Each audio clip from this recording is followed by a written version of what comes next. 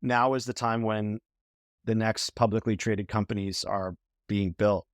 This is the moment when the multi-generational transformative companies are coming live. The commercial value is now. The investable things, the window is now.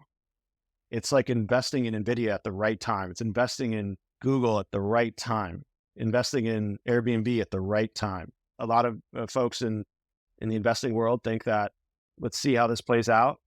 Let's see who the winners are. But that's not how you make huge returns, and it's not how you change the world. So that's my hot take.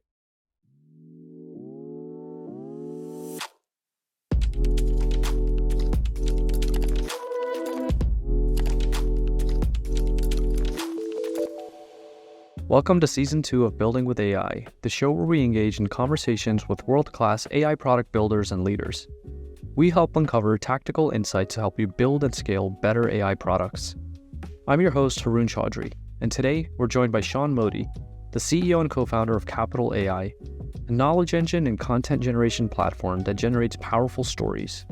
In the episode, Shaun discusses his relationship with design and how it laid the foundation for his current venture. His work as a UX designer at Google and an industrial engineer at NASA led him to founding TM in 2014, where he launched over 50 products before pivoting to GenAI and founding Capital AI in 2021. He also discusses the importance of product velocity in the current AI landscape, his shift towards open source models, strategies for standing out in a competitive space, and the challenges around monetizing startups. But before we dig in, here's a quick word from our sponsor. Today's episode is brought to you by Autoblocks, the AI optimization platform product teams use to create world-class AI experiences. So, you just launched V0 of your AI feature or product. What's next? Autoblocks unlocks an intuitive yet powerful optimization workflow that helps you continuously understand, improve, differentiate your AI-powered products. Understand how your users interact with your product by connecting user activity to what's happening under the hood of your application. Improve your product thoughtfully and iteratively. Integrate testing of your AI products into your CI workflow and run A/B tests to see what changes are driving great user outcomes. Differentiate your AI products with powerful fine-tuning workflow that lets you turn product usage data into training data. Get started with Autoblocks for free at autoblocks.ai. Now, back to the episode. Shaun, welcome to the show. Yeah, thanks for having me. So for those who aren't familiar with you or Capital AI, do you mind giving a quick background on what led you to founding the company and what the company does? Yeah, for sure. I'm Shaun Modi, CEO and co-founder of Capital AI. Capital is the most powerful way to create content with artificial intelligence. People are using it for all different types of use cases, from realizing their imagination of gaming characters to storyboarding to marketing concepts to deep research for their academic coursework or government officials. Started the company with my co-founder, Tom Halloran. I previously founded a design firm in San Francisco, launched over 50 products over 6 years, and he was my client, and he was running AI for the General Services Administration. And we commiserated on the state of analytics tools when we were working on COVID response and decided to build something new. And that was the vision. The top line goal has always been around storytelling with data. And now with generative artificial intelligence, it really turbocharges the possibilities. Prior to my design firm, I was first a UX design lead at Airbnb. It was an amazing journey. Met my wife there. Airbnb is now publicly traded all over the world. Before that, I was at Google, working on search, maps, Chrome, and personalization, connecting those disparate properties. Motorola Enterprise Mobility business before that as an industrial designer, designing physical products and digital for UPS, FedEx, the Army, and started my career as an industrial designer working on the space program for NASA, designing a lunar base and lunar vehicles. So that's my background. Happy to take it whichever way you'd like. Yeah, I mean, it's incredible. I was looking at your LinkedIn earlier and I was like, all right, this is a really, really fascinating story. Given all the different experiences that you've had in design at companies like NASA, the Silicon Valley, how has that inspired what ultimately became Capital? And then also maybe we can segue into what Capital actually looks like, the different use cases that people use the product for, and we'll take it from there. Both of my parents are graphic designers. My sister's a graphic designer. We're a family of four. And so I'm surrounded by creative professionals. My sister's director of design at the New York Times for social. And yeah, she's my other cooler half. But I learned Photoshop and Illustrator when I was 8 years old, and my dad taught me. So I'd been imbued using these digital creative tools. And my parents, who were trained as graphic designers in the latter half of mid-century, they were in graphic designers in the pre-digital world and then adopted to the post-digital world. So my dad imbued in me this approach: always learn the new technologies because there will be disruption and change. And if you're not adopting, you're making major, major mistakes. So over time, we've seen tools. I respect Adobe to the highest degree, but we've seen these tools get very bloated. It's quite hard to use Photoshop and Illustrator and InDesign and other creative tools. And they're feature rich. And now you have this meteor called generative AI, and these capabilities are being kind of bolted on legacy products. So with Capital, I want to democratize access for design. I want people to have design skill without paying $70,000 a year to go to a top design school. I want your high school student in Oklahoma to be able to create compelling interactive narratives and beautiful logos for a business they may have an idea for or start. I want to help marketing professionals who either don't have the skills or can't afford to hire someone on their team to an expensive designer to give them the ability. So for me, I'm a trained industrial designer surrounded by designers. I want to share the love and allow more people to realize their creativity through technology.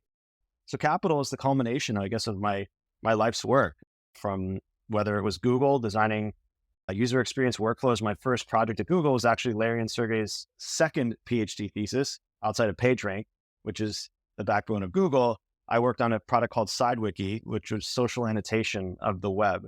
There was a browser extension where people would have conversations about websites. So I joined Google and I landed in Mountain View, and my engineering team was half in Mountain View and half in St. Petersburg, Russia.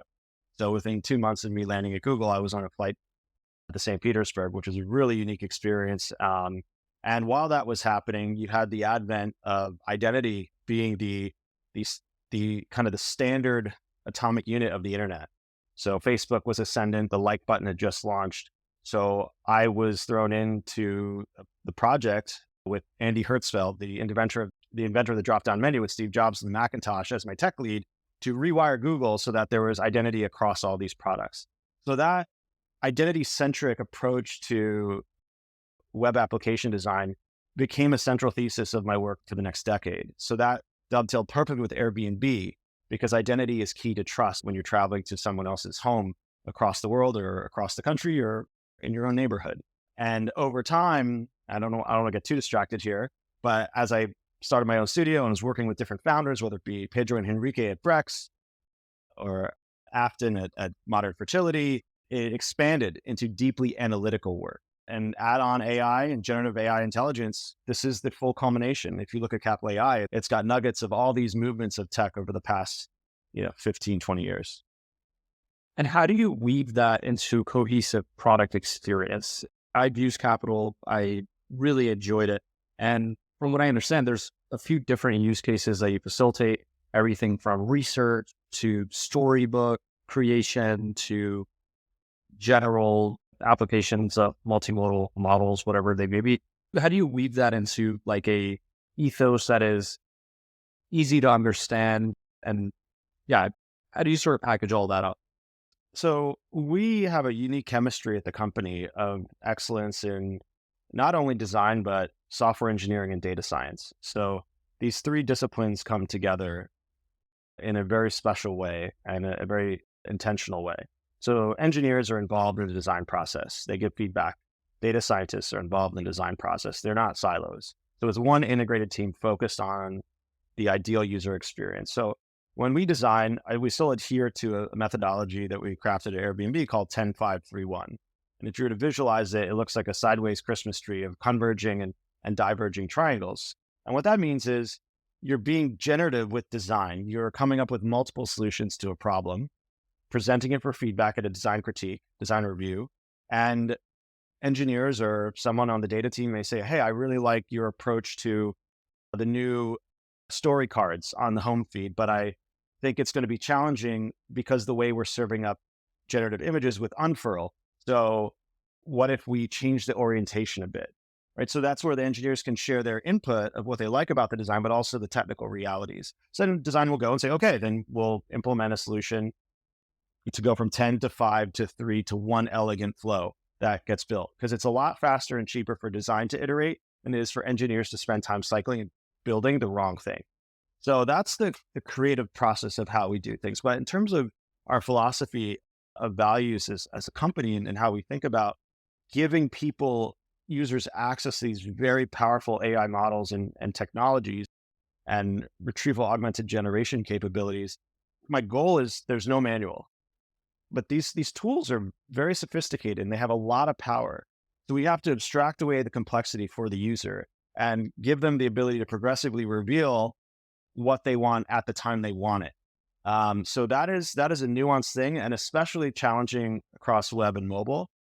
84% of our users are on mobile, and we don't even have a iOS native app yet. So those are interesting challenges that we contend with. That is really interesting. And I like the approach that you borrowed from Airbnb as well. So you mentioned AI has radically transformed the way that folks create digital assets. We went from powerhouse tools like Adobe Photoshop and Illustrator to now being able to generate things that arguably on average are just higher quality using tools like Capital AI. What do you think is the way for a company like Capital AI to differentiate and stand out in a market where the models themselves are becoming relatively commoditized and competition is obviously just proliferating all across the board? What is the secret to being able to stand out and see success in the market? I love this question. I was just describing it at a roundtable yesterday at a government affairs and communications shop here in DC. They represent Ford Motor Company, Northrop Grumman, Major League Baseball, and they work with these organizations when usually things are not going so well, or there's a challenge they need to help with communications. And AI will be completely transformative for how they do their work because the ability to synthesize knowledge. So let's zoom out, right? You kind of alluded to it. We are now in the second wave of the generative AI revolution. The first wave was large foundational models and some of the dev infrastructure, but mostly large foundational models that are extraordinarily expensive to create, both in terms of compute, in terms of people, and just overall resources needed. And that's a race to the bottom. The marginal cost for an average company to take advantage of these models is going to go to the price of electricity. So we're talking about the second wave. Companies like Autoblocks, companies like Capital AI, companies like Perplexity. That is where the bets are being made. This is the moment. And the moats that are being built are so deep because of the amount of user traffic and data that's collected from the interactions happening on these products and the infrastructure companies that are enabling companies like Capital and others to grow. Those are just going to be highly defensible, powerful companies. The same way after the .com crash, you had the rise of Facebook, you had Google, you had Airbnb, Uber, Pinterest, Dropbox. Those companies are the equivalent to where we are right now. The third wave, it'll be too late. Then it'll be all the froth and craft and chop. That's how I think about the movements of technology and where we are. How do we stand out? Knowing that we're in this second wave, we need to move as fast as physically possible to take emerging AI research, because where we are today was not imaginable 6 months ago. And where we'll be in 6 months is not imaginable today. So research is moving at such a fast pace. So the infrastructure we build, we have to be able to take the cutting edge AI research and incorporate that into our product in a seamless way. It does not overwhelm users and provides them with measurable value. That's architecturally. Then in terms of our product experience, we need to give people, we're in the business of storytelling. Those that can tell the best stories are the most impactful people, whether it be in business, in government, in family, right? If you can tell a compelling story to your kids at bedtime, there's nothing like it. I'm sure as a father, you know what that's like. If you can tell a compelling story to your team to get them to motivated to work that extra hour, to work that weekend. That helps. So Capital AI are how we think about everything we do. What's the narrative? What are the stories our users want to create? And then from there, what are the tools and features we can give them to take it all the way? And with the team and resources we have, we can only go so far. But over time, we're going to let people craft that perfect thing and iterate and refine and work through it. So Capital today, generate a bunch of awesome ideas. Get your logos going. Get your brand ideas going. Next step, export it to SVG. Then finish it off in Illustrator. And then one day, just do it all in Capital. And then have an animation that goes along with it and sound and make it a full multimedia rich experience. So that's how we differentiate. We're going to allow people to go all the way with their creations and incorporate the most cutting edge AI research as it comes online. We have a new capability coming out, hopefully by Friday, from a research paper that came out about 4 weeks ago. So that's the type of velocity we're talking about that keeps us differentiated. Lastly, I'll say, look, there's a lot of chatbots. Search will be disrupted. We're not in that business of search. Research is part of the creative process. You can't create something without research, whether you're an artist making a painting or you're a writer writing a biography on somebody, or you're trying to create an anime series, or you're trying to pitch a movie studio for a film. You have to research. But we're in the business of crafting excellent artifact. We're not in the business of knowledge retrieval only exclusively. That's where the research portion of Capital comes in, is to inform the creation of higher quality assets. Yes, exactly. We're not competing with the chatbots of the world for knowledge as a knowledge engine. And you mentioned something there. It sounds like product velocity is very, very important, as you described in this second wave of AI products. And so can you describe the importance of moving very quickly and how a company can capitalize on the momentum? I saw Capital recently hit 100,000 users a few months ago. And so you're starting to hit that large scale. How have you been capitalizing on that? And how do you think about product velocity? We've blown past 150,000 users now. We might even be past 160 today. I have to check. Been busy on product stuff. But after I wake up, have a coffee, probably in the first 30 minutes of my day, I think about product velocity. Pretty much every hour, there's some product velocity comes to my mind. And product velocity can be accomplished in a number of ways. There's the way your team is organized. There's the functions. There's how you manage A players. Usually it's just get out of the way and let them do their best work and give them the tools and resources they need. But in the business of AI, velocity is just absolutely critical. So you need to have processes, technology, and a culture that encourages and rewards product velocity. Because you'll just be left behind. It's interesting. The most innovation happens at the beginning of a technology cycle and the end of a technology cycle. So if you think about large sailboats, companies around for hundreds of years building sailboats, tons of innovation to build transcontinental sailboats. Then you had kind of stagnation, collecting tons of profits, and then the steamboat is invented. So all those sailboat companies are trying to make their sailboats better and better and better, but it's actually the sailboat companies have become steamboat companies that win and stay relevant. And the same goes with Blockbuster. Netflix came along, did direct mail order DVDs, and Blockbuster goes away. And then you could have thought Netflix would have been, sit there and just collect rewards, but no, they disrupted themselves with streaming. And that's the culture AI companies have to have for themselves. Just because your generative model is hot today, I guaranteed it'll be outdated within several months. I love that analogy. The sailboat and steamboat analogy is a very powerful one. Now, with incumbents like Adobe and others starting to add GenAI capabilities to their product, how does an AI native startup maintain that competitive advantage and win in a market where that incumbent has dominated for so long? What are some of the keys to success? Yeah, well, look, Adobe's an amazing company, one of the most inspiring companies, I think, in modern capitalism, because they brought creative tools to the masses. So tons of respect. I think, look, it's just like any David versus Goliath situation. With a small team, you can get a lot done because there's less bureaucracy. Just pure velocity, you're just going to get more done as a smaller team.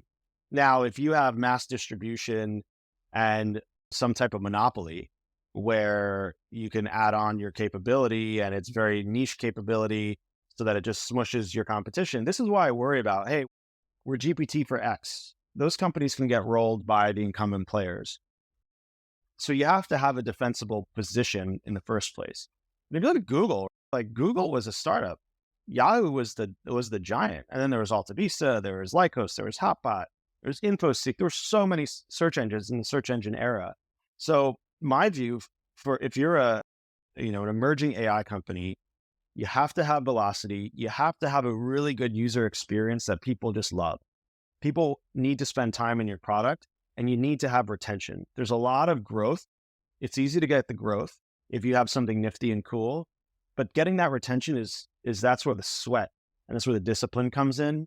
So if you can move fast, build an awesome, compelling experience with a great technological backbone, have it be beautiful and functional, and then get those people to come back, you got the flywheel going, and the rest takes care of itself. And that's easier said than done. That's why at Capital we work 7 days a week. It's not easy, but yeah, it's probably the hardest industry to be in. This is being an AI developer or AI product company. And so you mentioned user feedback, you mentioned product velocity. How do both of those play with one another? How do you incorporate some of that user feedback, and what does product velocity look like at a company that's building with AI? Are there some special considerations when you're working with these non-deterministic models that are a bit of a mind of their own? Qualitative and quantitative input is key. So looking at what users are saying and making space for them to get feedback. On our website, there's an email. We don't hide our email. You can go and just email us, and we get a lot of great emails, both constructive and encouraging. We also reach out to folks and solicit feedback. We created a college ambassador program, which has been very successful for us. What's interesting about why we targeted college students, because college students mirror your knowledge worker. Today, we're direct to prosumer, and that's part of why we made that decision intentionally, because enterprises just aren't ready to adopt AI at scale yet. First, it's very expensive. You have Microsoft and Google charging $30 a head for their Copilot and their add-ons, and that's not cheap if you think about the pricing on that. So we went direct to consumer, prosumer, because we can get scale and get that feedback and just move much faster. College students mirror knowledge worker, which is where we know we're going.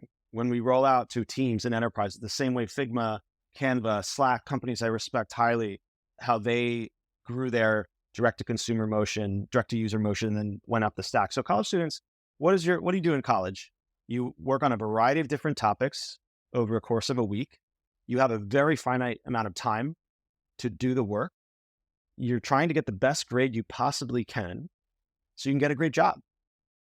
That is a great cohort of people to work with and learn from. So what the Capital AI you see today is actually basically the marriage of our creative ideas, our team's creative ideas, and the feedback we got from college students, which is pretty cool across the United States. So there you have that qualitative. Then there's quantitative. We capture everything, right? In terms of metrics of how people are engaging with the product. And that's so important. So we use Full Story, we use Looker, we use Google Analytics, we use a suite of analytics products. So we can pull the information that we need to make the best product decision that we can. The last piece is high levels of communication. It's easy to just get lost in Slack. That's why we encourage huddles. Hey, just talk, get on a video chat and talk it out, because chatting, it just, the fidelity is slower. So I love it when I see just team members in huddles all the time, because they need to jam on something together. And what I love even more is when I see data or engineering on a huddle with design, and that brings me true joy. And when I know that's happening, velocity ticks up. Love that. Now, what are some of the challenges of working with generative AI? Are you able to share some of the difficulties and things that you've had to work through? Maybe some surprises as you've been developing? Gosh, there's so many challenges. It's more challenges.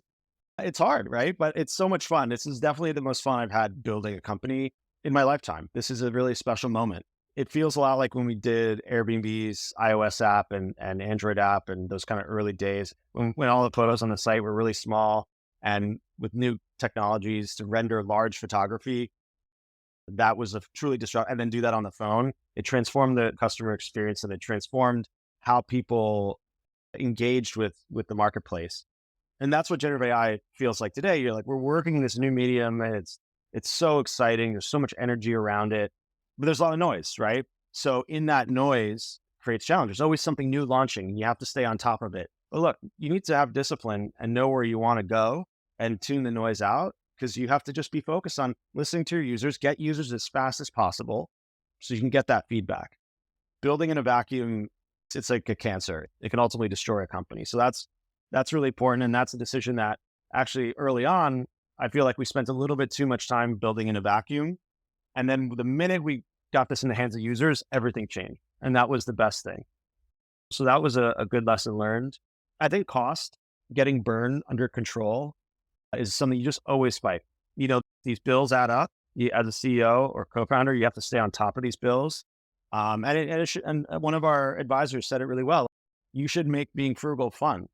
And so I like learning frugality and making that a cultural value is being a startup is something that is cool, and, something that we constantly strive for. And then getting into the model business. Yeah, look, I think these foundational models are really expensive for startups. And if you get traction like we did, the bills got big.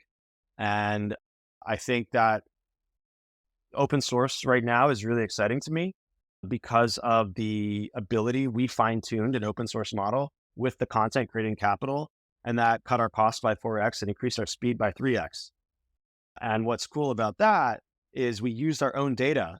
The quality is better. Not only our speed is faster, costs are down, but the quality of the outputs of the content, of the modes of articles, the images, the visual storyboards, the summarizations, everything is higher quality as a result of this. So that was a lesson learned. I'm curious to see how this plays out. My hypothesis, I think we're going to be in a world where everyone has an AI model, especially as things go on edge. When Apple gets in the game, it's going to be an exciting new chapter where these models, developers can touch models on edge. So that's where I think you just have to be really thoughtful as a founder of what models you're using and how much you're paying for them, and what is the cost benefit analysis of how you make that decision. My co-founder and CTO calls it a model evaluation framework. And that's something that's evolving over time. Gosh, what else can I tell you? I think just building a culture of experimentation and creativity is really important, and encouraging people to bring ideas to the table. You want everyone marching in the same order, in the same line, but also ensuring that the team is staying on top of the latest research and is bringing cool ideas to the table as a result of that. I think that's important, and something we're just constantly trying to, hey, pull your head up from the keyboard and let's think, in the clouds for a minute before we go back down to the trenches. So those are a few things. Happy to lean into any of them if you like. No, that's fascinating. And to the point about fine-tuning those models and the model evaluation framework, I'm curious to dig into that a little bit more. I mean, it sounds like you've had resounding success in moving over to open source models that you fine-tuned on your own data. Can you describe that process in a little bit more detail? So from what I understand, you were using closed source models. To be clear, we still use closed source, but we route a majority of our prompts, our decision matrix, through open source now as a result. But yeah, we still use closed source for specific things. Got it. And so those open source models were trained on input-output pairs from interactions with what were previously interactions with closed source models. Is that the correct way to look at it? Yeah. And then we're constantly improving the open source just via the content that's created on Capital. That's fascinating. And were there any issues with that process? Was there any downside to it, or was it just across the board beneficial? Look, I have an amazing tech team. The technologists are very creative and they're scrappy. And what's cool is we have our data team writing Python, or they're in Jupyter notebooks, coming up with these very interesting concepts. And then we bring that into our production pipeline. So that was the time. It did take it wasn't overnight that we switched over, but since we've done that, there was new research that came out, as I mentioned earlier in the conversation, a research paper that came out in the image space, and that was incorporated into our product within 2 weeks. And now we're just working out the kinks on the web app side to make it stable. Yeah, and I think the fact that you're operating at that scale as well also helps. You have more training examples for to fine-tune models.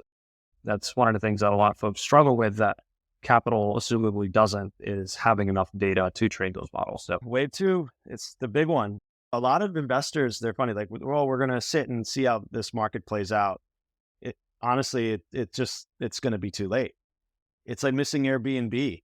It's like missing Pinterest. It's missing it's missing Uber. Let's wait to see how taxi industry reacts. Let's wait to see how other ride sharing, wait to see how Sidecar plays out. This is the moment. I just feel it. I've been through a cycle like this, and I just know when it's happening. you mentioned this is the most fun that you've had building a company in the past. If we anchor around developing with generative AI specifically, what are some of the unique quirks of this, besides some of the things that you've already mentioned around the experimentation and testing and the evaluation of these models? What are some of the unique things that make this a special experience? And your first experience building a company that is centered around generative AI as a core technology. Yeah. What's really cool. So how I approached it, because I've worked on social products in the past, Airbnb is a social product. You could argue it's one of the largest social networks in real life. And Google, when we did Google Plus and personalization and all those things, connecting your Gmail to your search and YouTube and maps, you had one consistent identity. We have a social layer, and we put the feed in there intentionally. So if you so choose, you can make your, what we call stories, public. So one thing that's really cool is we're giving all these powerful models and orchestration, powered by a director. So let me just explain how it works, and then I'll get into what is the coolest stuff I'm seeing. You're talking to an AI director built by Capital, which is the trained open source model. And that AI director is deciding what tools to use based on the user's prompt. So you can say, the history of the American West, make it an anime classic, right? So the AI is going to go use our diffusion model that we've customized. It's going to do RAG to pull in history about the American West and information on anime, and it's going to make a really thoughtful, informed graphic. Okay, so then let's say the user makes it, then they remix it, then they go and change an image and massage it, and then they add another chapter to that story. So that's all in the feed, right? Right next to that feed of this story, the American West and anime style, you'll see research for somebody looking up space weather or satellite systems. And next to that, you'll see social issues about racial equality or the history of race in the United States. Or yesterday, I saw a bunch of research on Nigeria. What's so cool is because we made this a social layer as well, we have this view of seeing how people think and what they create. And that's really neat. I know, there's not a lot that we need to tap on that.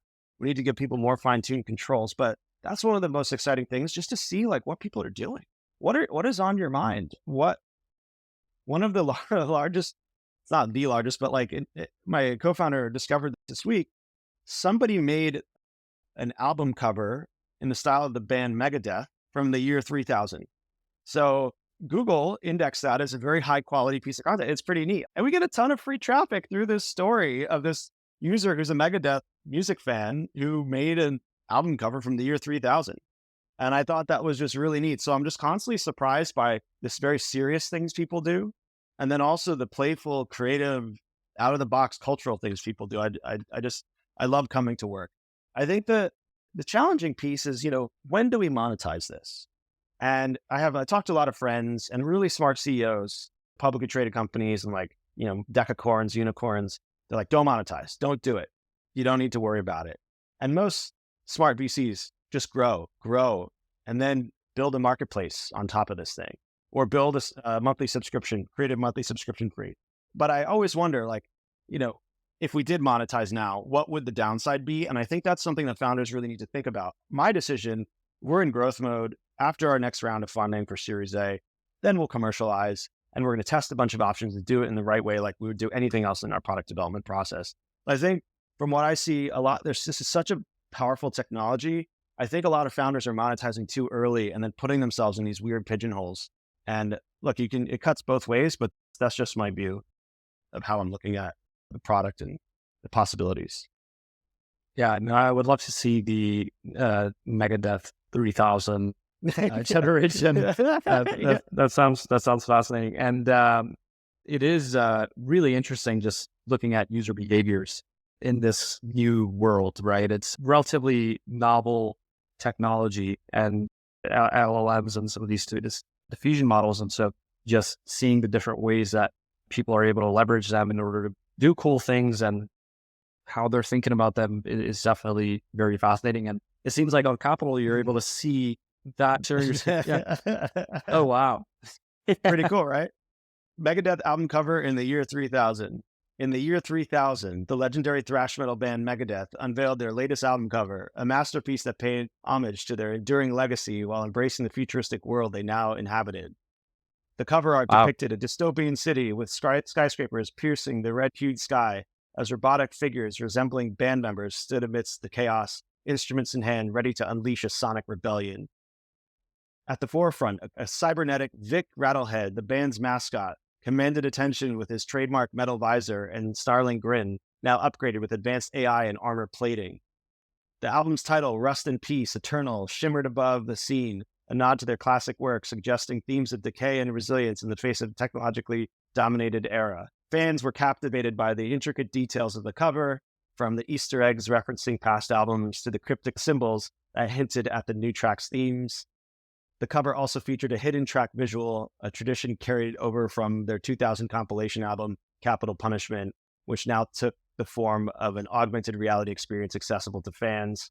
Critics praised the album cover as a visionary piece of art, one that could stand alongside the greatest covers of all time, transcending the medium and becoming an icon of the era. Ultimately, the album cover for Rust in Peace Eternal was not just a visual spectacle, but a gateway into the immersive world of Megadeth's music, a testament to their ability to evolve and captivate audiences even a millennium into the future. So that's the gist of wow. Yeah. So for folks that are listening to this without seeing the video, I would highly encourage you to watch the video on YouTube or whatever else platform, because these generations are insanely good. Thank you. This actually looks like it's something out of a movie. And the source, if you can see here, so see the sources. This is the RAG approach. So this is an informed story based on their previous albums. And look, the story was made 3 months ago. So our image gen is already much better. So that's what I'm saying by the speed and this remix function. Now we allow users to take a story and remix it to their own. So if they're interested in Megadeth, or they could say, make this for Metallica or make this for Bon Jovi in the year 3000. So that's getting into product. These are decisions that we made based on seeing how users interacted with product that just really is making the product more sticky and increasing retention. Wow. And you mentioned that there's a social element to it. So are you able to see, and folks able to comment and communicate with each other on these pages as well? Not yet. That's coming. So there's as we call it, the backlog or the product roadmap. There's just so much stuff we want to do. And our view is commenting is coming, but there's some pretty exciting things we're doing with image generation and allowing users to be part of the story. That maybe by the time this podcast airs, it'll be live, but we see those as higher value things just in terms of, providing value for our end users. But yeah, commenting is going to be key, having notifications, all the more traditional things you'd expect from an online community we'll do. Yeah, that's incredible. I appreciate you showing me a demo of that. We'll definitely link it in the show notes as well. So Shaun, what are you most excited about in the space in general? And then also, what are you most excited about for Capital? Yeah, so video. I think video is going to be transformative, both animations that's on our pipeline. We'll have animations soon, which is pretty cool, like cartoon animations, like anime style. Something that was surprising is the amount of people that come to our product for anime. I mean, look, Japan is the largest foreign direct investor in the United States. Anime and manga is an export of Japan, great partner of the United States. It's cool. And a lot of Americans, over 50% of Americans watch anime. So it's cool to see. So I'm excited in the world of, taking a picture and then making it move and then add sound to it. I like just multimedia, rich, immersive multimedia. I'm really excited about that. I'm excited about blending new data sources into content. So whether it be from a database or from another product, could be your Google Drive, it could be your text messages, it could be your Slack messages, it could be your camera roll. How do you blend content together as your palette, as if you were a painter? I'm really excited about the possibilities when you can start to pull from these different places and create with that. It's extraordinarily just powerful. And this is what artists do. If you look at Andy Warhol or Basquiat, look at their paintings. It's a mix of their influences, whether it be previous artists or pop culture or industry, commercial. I'm really excited about those things. I'm excited about mobile. I'm excited about Apple Vision Pro. So have you tried the Vision Pro yet? I haven't. A lot of my friends have, but I have not yet. What are your thoughts? It's heavy on the head, but in terms of the experience for content consumption, game changing. When you sit there and just see a giant movie screen for yourself on the moon, it's very pleasant. And there's these very subtle interactions because the cameras point down at your hands, and all you need to do is pinch down here. You don't need to like go up here. You're just like, because the cameras point this way. I'm so excited about interactive generative AI experiences on Vision Pro. I'm excited about on-prem models on the phone and on these headsets as they get smaller. I'm excited to see what that unlocks. What else? I'm excited about eventually getting into the enterprise and incorporating enterprise-grade data from Snowflake and other data warehouses and data lakes and having that feed in and unlocking new potential. I'm excited about real-time collaboration. So allowing multiple people to collaborate on a particular document or thing that they're working on. I'm excited about marketplaces. The things that you create, can you sell them? And then how will you sell them? And to whom? That excites me a lot. Marketplaces are the hardest to build, but they are the most powerful because it aligns incentives. People come to create because they're going to make some financial gain out of it, and somebody gets value because they get the content they want, and then there's some fair take rate for the business. You can build a very powerful network effect business by doing that. Those are a few of the things. I'm excited to see less AI doomers. I think AI doom talk is, it's the same as the sailboat folks, right? If you look back to Disney fired all their computer animation team in the 80s because they feared computer animation. But now there's more animators than ever. So I'm excited to see the industry progress and be more accepted and have less fear. So those are a few of the things. I appreciate the overview there. And one of the things I like to ask guests on the show is, what is your hottest take in regards to generative AI? Something that you agree with that most people wouldn't. Now is the time, right? Now is the time when the next publicly traded companies are being built and that they're launching or they've just launched. This is the moment when the multi-generational transformative companies are coming live, right? It may seem noisy, but this is the moment. The large foundational models, those will always be there. That'll be on the forefront of research, but the commercial value is now. The investable things, the window is now. It's like investing in NVIDIA at the right time. It's investing in Google at the right time, investing in Airbnb at the right time. That's not everyone agrees with that. A lot of folks in the investing world think that let's see how this plays out. Let's see who the winners are, but that's not how you make huge returns, and it's not how you change the world. So that's my hot take. Love it. I'm fired up, man. That's a great note to end it on. Appreciate your time, Shaun. Thanks, Haroon.